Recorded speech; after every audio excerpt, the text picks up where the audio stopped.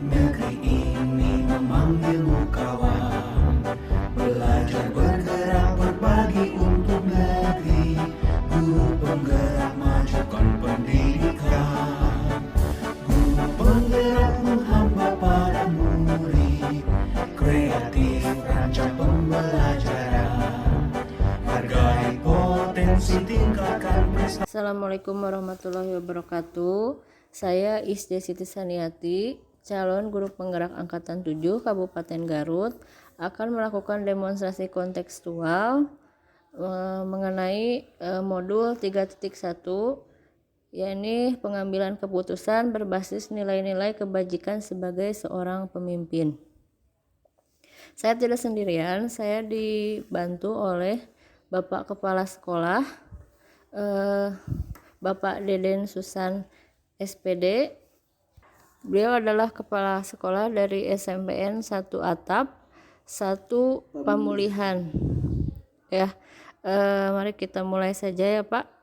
Ya, assalamualaikum warahmatullahi wabarakatuh. Waalaikumsalam warahmatullahi wabarakatuh. Bapak, apa kabarnya hari ini? Alhamdulillah sehat. Bagaimana Bu Ise kabarnya? Ya, alhamdulillah saya juga sehat. Terima kasih Bapak telah meluangkan waktu untuk saya mengerjakan demonstrasi kontekstual ini.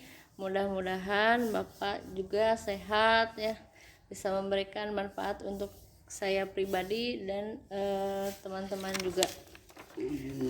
Nah, mungkin langsung saja ya Pak ke pertanyaan yang pertama. Iya. Selama ini bagaimana Bapak dapat mengidentifikasi kasus-kasus yang merupakan dilema etika dan bujukan moral?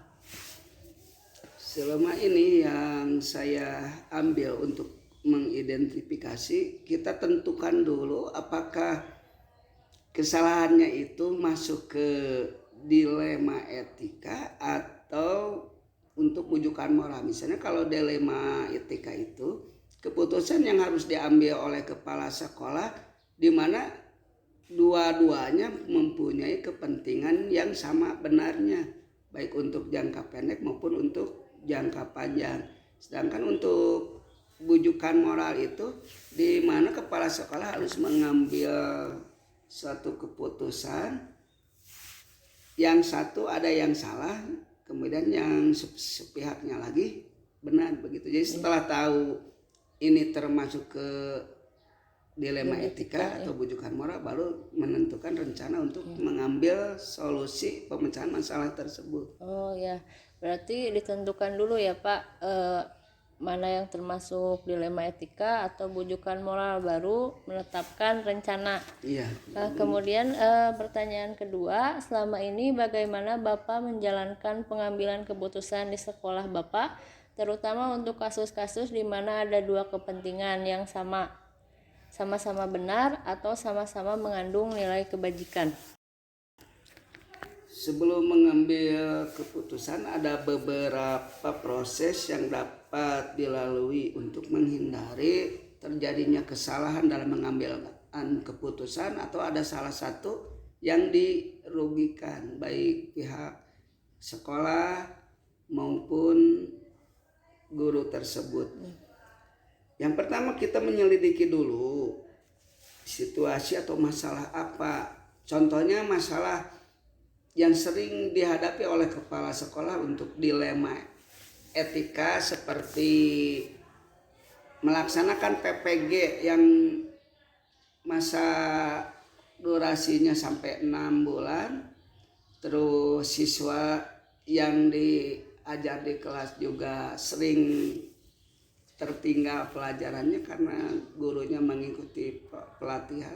Tadi situ ada dua kepentingan yang bertentangan tapi dua-duanya benar Ya, penting ya Pak. Nah, berarti harus diselidiki dulu ya Pak masalahnya, baru Bapak baru mengumpulkan berbagai macam informasi, terus menciptakan beberapa alternatif keputusan yang baik untuk dijadikan opsi untuk dipertimbangkan. Ya. Wah, luar biasa sekali ya yang Bapak lakukan. Kemudian Pak, nih ada langkah-langkah atau prosedur seperti apa yang biasa Bapak lakukan selama ini? Langkah-langkah yang diambil ya seperti tadi hampir sama sebetulnya. Iya, Langkah yang diambil untuk mengambil satu keputusan, menyelidiki dulu situasi atau masalahnya, mengumpulkan berbagai macam informasi, menciptakan beberapa alternatif keputusan, mengidentifikasi resiko dari hasil keputusan tersebut, kemudian memilih solusi atau keputusan terbaik dari proses identifikasi tersebut. Kemudian kita mengevaluasi hasil keputusan yang kita ambil. Jadi gitu. Ya, yang Bapak kemukakan sudah cukup runut ya Pak, dan ya bisa saya terapkan juga di kemudian hari. Nah, kemudian Pak, hal-hal apa saja yang selama ini Bapak anggap efektif dalam pengambilan keputusan pada kasus-kasus dilema etika? Hal yang paling efektif kalau dilakukan untuk dilema etika itu karena di sana berbenturan dengan kepentingan yang pada benar dua-duanya, sementara kita harus mengambil keputusan dua-duanya harus sama-sama diuntungkan. Yang perlu ini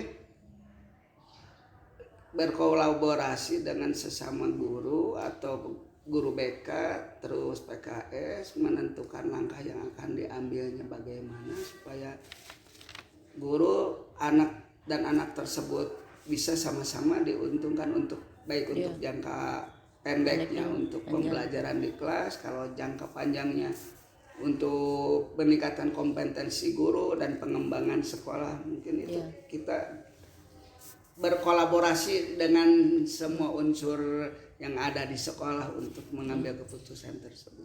Ya, berarti berkolaborasi dan memikirkan jangka pendek dan jangka panjang ya Pak. Iya. Menurut Bapak nih tadi kan yang dianggap efektif. Nah, sekarang tantangannya Pak. Hal-hal apa saja yang selama ini merupakan tantangan dalam pengambilan keputusan pada kasus-kasus dilema etika? Yang jadi tantangannya yang pertama adalah apa ya, yang paling itu adanya salah satu salah satu yang dirugikan karena dua-duanya pada benar. Misalnya bagaimana cara kita memecahkan masalah untuk si A agar hak dan kewajibannya terpenuhi, terus yang kemudian yang B juga misalnya tidak dirugikan. Itu yang jadi tantangannya, cuma menentukan sikap aja untuk mengambil keputusan yang terbaik di mana dua-duanya harus mempunyai keuntungan sendiri-sendiri. Mungkin yang pertama akan diterapkan untuk yang jangka pengaruhnya untuk jangka pendek. Jangka pendek itu kan ada yang hubungannya individu dengan individu dengan perorangan, individu dengan masyarakat sekolah. Jadi yang didahulukan mungkin yang jangka pendek dulu, baru memikirkan yang untuk jangka panjangnya juga tidak dirugikan, harus didukung. Kemungkinan pengambilan keputusan misalnya kalau di sekolah dua-duanya harus sama-sama diuntungkan karena dua-duanya bermanfaat. Ya, jadi harus melihat dulu ya Pak. Jadi harus sama-sama diuntungkan. Jadi jangan sampai merugikan orang lain juga ya Pak. Nah ini tatkala atau jadwal tertentu dalam sebuah penyelesaian kasus dilema etika, apakah Bapak langsung menyelesaikan di tempat atau memiliki sebuah jadwal untuk menyelesaikannya? Bentuk atau prosedur seperti apa yang Anda jalankan? Kalau untuk penyelesaian masalah tersebut dijadwal atau tidak, dipecahkan langsung di tempat atau tidak, itu tergantung permasalahan yang kita hadapi. Kalau memang permasalahan dilema etika itu bisa diselesaikan dalam waktu itu juga, mungkin saya akan cepat untuk menyelesaikannya. Tapi misalnya kalau berbenturan dengan waktunya yang agak lama, kemudian kepentingan berbenturan dengan dinas pendidikan atau dengan orang tua, mungkin ada jadwal tertentu bagaimana caranya untuk memecahkan masalah tersebut. Jadi tidak selalu ada jadwal tertentu untuk memecahkan masalah dilema etika itu. Wah, luar biasa sekali ya yang Bapak lakukan. Berarti bagaimana melihat dulu bagaimana kasusnya ya Pak. Iya. Nah, selanjutnya dalam penyelesaian masalah kan biasanya ada yang membantu ya Pak. Adakah seseorang atau faktor-faktor yang selama ini mempermudah atau membantu Bapak dalam pengambilan keputusan dalam kasus dilema-dilema etika? Kalau di sekolah itu karena banyak faktor yang mendukung, semua unsur yang ada di sekolah itu harus bekerja sama satu sama lainnya, maka saya dalam mengambil keputusan meskipun itu hak prerogatif kepala sekolah, tapi tidak melupakan pendapat dan bantuan dari orang lain agar permasalahan tersebut bisa diselesaikan tanpa merugikan pihak manapun. Orang yang paling berpengaruh untuk mengambil keputusan di dilema etika itu contohnya seperti guru BK. Yang ada di BK itu sangat berpengaruh besar karena hampir semua permasalahan siswa maupun unsur sekolah yang lainnya biasanya bersumber bernaung memecahkan masalah di bimbingan konseling. Terus para PKS juga bisa dikaryakan untuk membantu memecahkan masalah tersebut.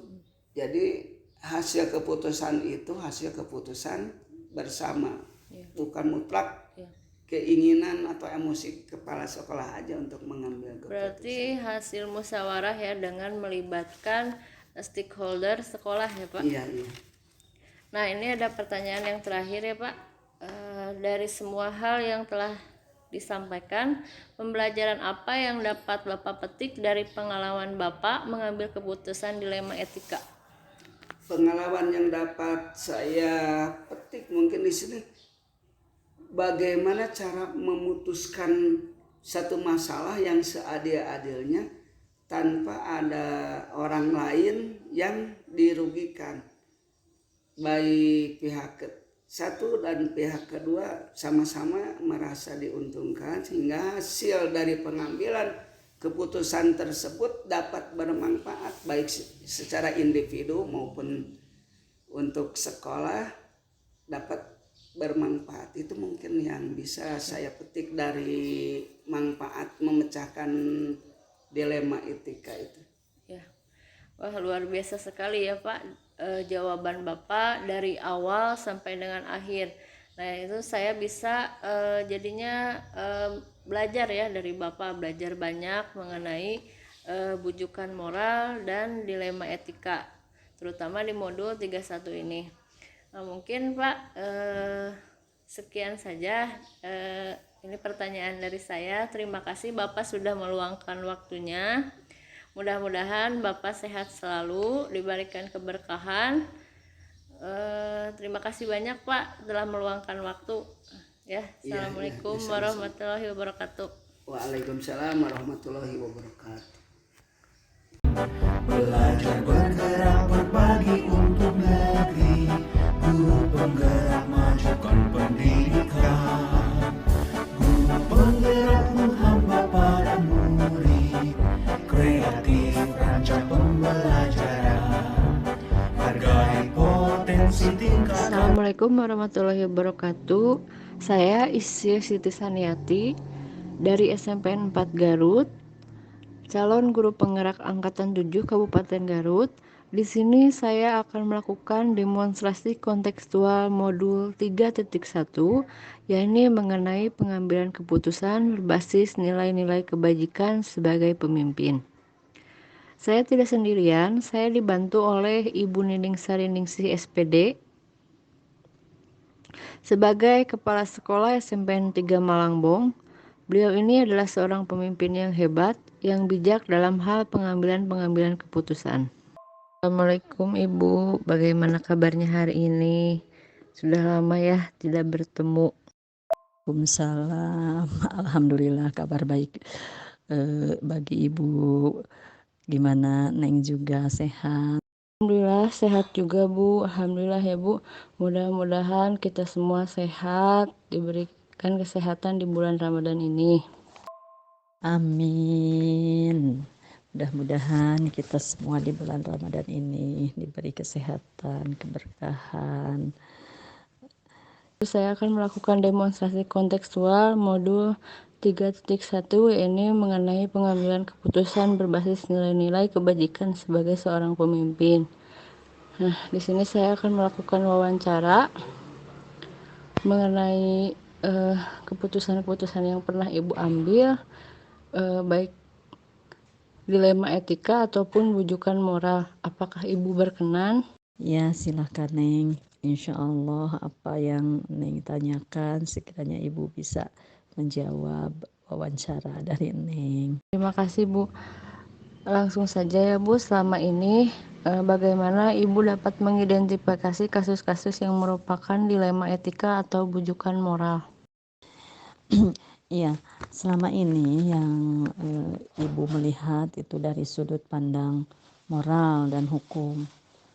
Apabila kasus tersebut melanggar hukum, maka sudah tentu bahwa kasus tersebut benar atau salah, itu benar atau lawan salah gitu.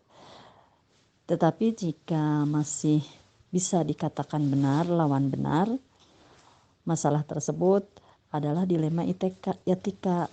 Jadi kalau misalnya yang menyangkut hukum atau moral itu kalau melanggar berarti dia salah, kalau tidak melanggar berarti dia benar. Tapi kalau sudah menyangkut dilema etika itu tidak bisa dibedakan, hampir semuanya bisa benar.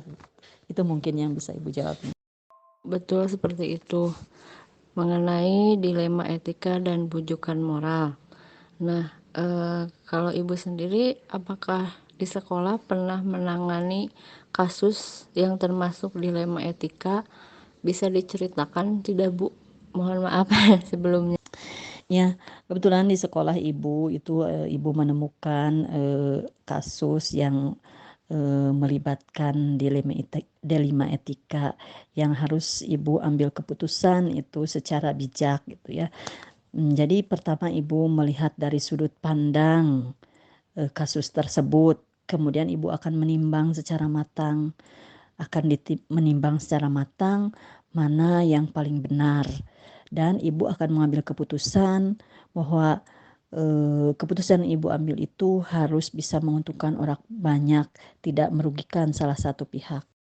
Luar biasa sekali ya Ibu ini dalam pengambilan keputusan.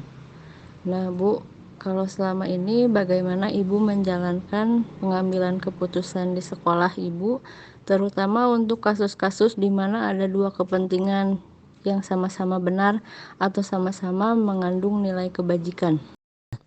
Ya Neng, kalau ada kasus yang ada dua kepentingan gitu yang dua-duanya mengandung kebajikan seperti tadi yang telah Ibu katakan gitu, bahwa Ibu itu mendengarkan, melihat dari dilema tersebut, kemudian Ibu akan mencari menimbangnya dengan baik, dan Ibu juga nanti akan memutuskan gitu mana dari dua kepentingan tersebut yang paling benar, bukan yang paling benar ya, yang paling banyak menguntungkan bagi kepentingan orang banyak. Akan tetapi di salah satu pihak Ibu jangan sampai ada yang dirugikan. Oh ya Bu, berarti ini sudah termasuk langkah-langkah atau prosedur yang Ibu lakukan ya selama ini. Ini mendengarkan, melihat, menimbang dengan baik, memutuskan mana dua kepentingan yang baik ya, yang berpihak pada orang banyak, yang tidak merugikan orang lain. Nah, Pertanyaan selanjutnya, Bu, hal-hal apa saja yang selama ini Ibu anggap efektif dalam pengambilan keputusan pada kasus-kasus dilema etika? Iya, adapun langkah-langkah atau prosedur yang biasa Ibu lakukan dalam mengambil keputusan itu biasanya Ibu akan mencari akar masalah dulu. Apa itu penyebabnya dari permasalahan tersebut? Kemudian siapa yang terlibat dan menanyakan pada orang-orang yang terdekatnya. Kemudian baru Ibu berdiskusi dengan warga sekolah. Nah, untuk membuat untuk mencari solusi. Kemudian setelah setelah Ibu berdiskusi dengan warga sekolah, baru Ibu menimbang lagi untuk mengambil keputusan itu. Jadi dari berbagai sudut pandang Ibu menimbangnya sebelum Ibu mengambil keputusan dan mengambil solusi tersebut. Adapun hal-hal yang selama ini dianggap efektif bagi Ibu dalam pengambilan keputusan itu biasanya Ibu akan melakukan analisis dari kasus tersebut, ya. Kemudian Ibu baru menentukan solusinya menyesuaikan dengan peraturan dan norma yang ada di sekolah Ibu tentunya. Ya, Bu, luar biasa sekali ya, Bu, yang Ibu lakukan dari mulai mencari akar masalah, penyebabnya, kemudian menimbang dari berbagai sudut pandang. Ini melibatkan stakeholder sekolah, kemudian menyesuaikan dengan peraturan-peraturan yang seharusnya berlaku. Nah, selanjutnya hal-hal apa saja yang selama ini merupakan tantangan dalam pengambilan keputusan pada kasus-kasus dilema etika ya, Bu. Kemudian tatkala Ibu memiliki permasalahan di sekolah mengenai dilema etika, apakah Ibu langsung menyelesaikan di tempat atau dijadwal terlebih dahulu untuk menyelesaikannya? Bentuk atau prosedur seperti apa yang Ibu jalankan? Ada sebuah kasus, kemudian cara Ibu menyelesaikannya. Misalnya Ibu akan melihat apakah kasus tersebut sifatnya ringan atau sifatnya berat gitu. Kalau sekiranya sifatnya kasus tersebut itu masalahnya ringan, maka Ibu akan langsung memutuskan memutuskan saat itu juga gitu. Akan tetapi apabila kasus tersebut misalnya masalahnya itu rumit, berat, maka Ibu akan melakukan koordinasi dengan seluruh stakeholder sekolah. Kalau sudah berdiskusi, maka Ibu akan mengambil kesimpulan, mengambil keputusan yang terbaik dan tidak merugikan salah satu pihak. Mungkin itu, Neng. Wah, luar biasa sekali ya, Bu. Berarti dilihat dari kasusnya dulu ya, Bu. Apakah ringan ataukah berat ya, Bu? Seperti itu. Nah, selanjutnya, Bu, mungkin ada ya seseorang atau faktor-faktor apa yang selama ini mempermudah atau membantu Ibu dalam pengambilan keputusan dalam kasus-kasus dilema etika. Ada tidak, Bu, seseorang atau faktor-faktor tersebut yang Ibu rasa sangat membantu Ibu dalam penyelesaiannya? Tentunya ada, Neng. Jadi dalam mengambil keputusan, Ibu biasanya selalu mengajak semua warga sekolah atau stakeholder gitu, atau juga wali murid, juga orang-orang yang punya kedekatan personal dengan orang yang mengalami permasalahan tersebut. Jadi mereka itu sangat membantu bagi Ibu dalam mencari alternatif solusi untuk mengambil keputusan. Tentunya Bagus sekali ya yang telah Ibu paparkan dari awal sampai akhir. Jadi saya mendapatkan ilmu dari Ibu mengambil keputusan sebagai seorang pemimpin. Nah, mungkin Bu, kita lanjut ke pertanyaan terakhir ya, Bu. Dari semua hal yang Ibu sampaikan nih, pembelajaran apa yang dapat Ibu petik dari pengalaman Ibu mengambil keputusan dilema etika? dari apa yang disampaikan tadi ya, dari seluruh apa yang Ibu katakan itu dapat diambil gitu ya, pelajaran dapat diambil itu berarti Ibu harus lebih bijaksana dalam menganalisis sebuah permasalahan untuk dijadikan pertimbangan menentukan solusi yang tepat dan baik. Itu intinya. Jadi ibu harus bertindak sebagai seorang pemimpin, ibu harus bertindak bijaksana. Yang utama yang ibu sering sering ibu lakukan adalah intinya selain bijaksana, ibu juga harus penuh kasih sayang terhadap semua stakeholder sekolah. Dari ibu dari awal sampai akhir, jadi saya tahu ya apa yang harus saya lakukan. Mungkin ATM ya Bu, amati, tiru, dan modifikasi. Nah Bu, mungkin dicukupkan sekian saja Bu, karena ibu juga mungkin sibuk ya. Mohon maaf saya telah mengganggu waktunya. Terima kasih banyak ya Bu atas waktunya. Akhir kata saya ucapkan Assalamualaikum warahmatullahi wabarakatuh. Ini juga Neng telah berkenan untuk mewawancara ibu. Mudah-mudahan yang telah ibu berikan pada Neng Ise bermanfaat juga pada Neng Ise, dan ibu doakan semoga Neng sukses dalam segala hal. Amin. Terima kasih. Wassalam.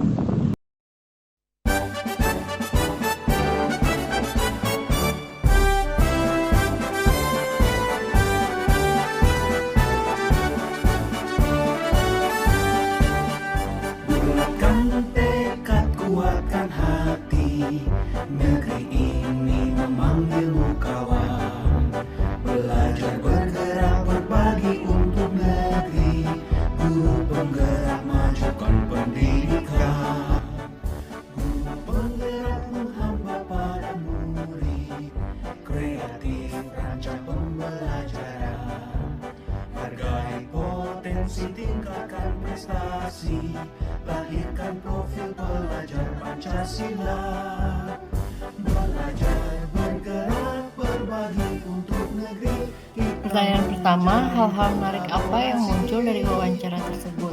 Pertanyaan-pertanyaan mengganjal apa yang masih ada dari hasil wawancara bila dibandingkan dengan hal-hal yang Anda pelajari seperti 4 paradigma, 3 prinsip, dan 9 langkah pengujian? Apa yang Anda dapatkan? Berdasarkan hasil wawancara yang dilakukan oleh para pemimpin atau kepala sekolah yang saya wawancarai dalam pengambilan keputusan, antara lain yaitu dalam pengambilan keputusan, para pemimpin melibatkan berbagai pihak seperti stakeholder sekolah, warga sekolah, orang tua siswa. Kemudian setiap keputusan dipertimbangkan dengan baik, jangan sampai merugikan orang lain. Kemudian pengambilan keputusan dilakukan melalui beberapa prinsip dalam modul 31. Nah, jika dibandingkan dengan yang saya pelajari di modul 31, para kepala sekolah saya sudah menerapkan beberapa hal mengenai 4 paradigma, 3 prinsip, dan 9 langkah pengujian. Hanya saja belum semuanya dilakukan, terutama pada hal uji benar atau salah. Dan investigasi opsi trilema para pemimpin tersebut sudah menerapkan prinsip pengambilan keputusan yang diambil adalah berbasis hasil akhir. Untuk pertanyaan nomor 2, bagaimana hasil wawancara antara 2-3 pemimpin yang Anda wawancarai? Adakah sebuah persamaan atau perbedaan? Kira-kira ada yang menonjol dari salah satu pimpinan tersebut? Mengapa dan apa yang membedakan? Nah, berdasarkan hasil wawancara, ada beberapa yang sama, antara lain tahap penyelesaian masalah. Semua kepala sekolah menjawab mengidentifikasi terlebih dahulu si masalahnya, kemudian mengumpulkan fakta-fakta dan melakukan pendekatan kepada yang mempunyai masalah. Kemudian dalam pengambilan keputusan itu melibatkan stakeholder sekolah, ini dengan diskusi bersama mereka untuk mendapatkan alternatif solusi. Kemudian penyelesaian masalah juga yang dilibatkan adalah stakeholder sekolah, warga sekolah, guru-guru, kemudian elemen-elemen yang mendukung sekolah. Nah, sehingga keputusan yang diambil tidak asal memutuskan saja, namun melalui tahap diskusi. yang telah dipertimbangkan secara matang. Kemudian perbedaan hasil wawancara dari 3 pimpinan ini, perbedaannya mereka memutuskan untuk menyelesaikan masalah itu ada yang secara langsung, ada yang melihat jadwal, ada yang mendiskusikan dulu dengan stakeholder. Ada pula yang melihat kasusnya itu rumit atau tidak, seberapa berat kasusnya. Menurut analisa saya, semua pemimpin yang saya wawancarai telah mendekati tahapan pengambilan keputusan sesuai dengan langkah-langkah modul 31. Namun secara teori beberapa kepala sekolah belum memahami modul 31. Pertanyaan ketiga, bagaimana Anda sendiri akan menerapkan pengambilan keputusan dilema etika pada lingkungan Anda, pada murid-murid Anda, dan kolega guru-guru yang lain? Kapan Anda akan menerapkannya? Jika saya menghadapi permasalahan dilema etika untuk mengambil keputusan dan menguji keputusan yang membingungkan tersebut, saya akan menerapkan 9 langkah pengambilan dan pengujian keputusan, mulai dari mengenali nilai-nilai yang bertentangan, menentukan siapa yang terlibat, mengumpulkan fakta-fakta yang relevan, menguji benar dan salah, menguji paradigma benar lawan benar, kemudian melakukan prinsip penyelesaian dilema atau resolusi, melakukan investigasi opsi trilema, membuat keputusan lalu merefleksikannya. Nah, insya Allah akan segera saya terapkan pada murid-murid saya. Kemudian saya diseminasikan ke rekan kerja saya. Saya akan menerapkannya jika dihadapkan dengan masalah dilema etika atau bujukan moral. Ketika saya harus mengambil keputusan itu melalui proses berkolaborasi dengan stakeholder sekolah. Dan pertanyaan terakhir, apa rencana ke depan para pimpinan dalam menjalani pengambilan keputusan yang mengandung unsur dilema etika? Bagaimana mereka bisa mengukur efektivitas pengambilan keputusan mereka? Rencana ke depan para pimpinan jika dihadapkan dengan masalah dilema etika adalah melalui analisa-analisa permasalahan, melibatkan stakeholder sekolah, kemudian orang tua, murid, dan pihak terkait dengan penyelesaian berdasarkan 4 paradigma, 3 prinsip, dan 9 langkah pengujian keputusan. Para pimpinan dapat mengukur efektivitas pengambilan keputusan mereka dengan cara melakukan uji benar salah, serta kemudian melakukan refleksi dan evaluasi ketercapaian keputusan yang diambil berdasarkan apa yang sudah berjalan dan masukan dari beberapa pihak terkait yang menjalankan keputusan tersebut.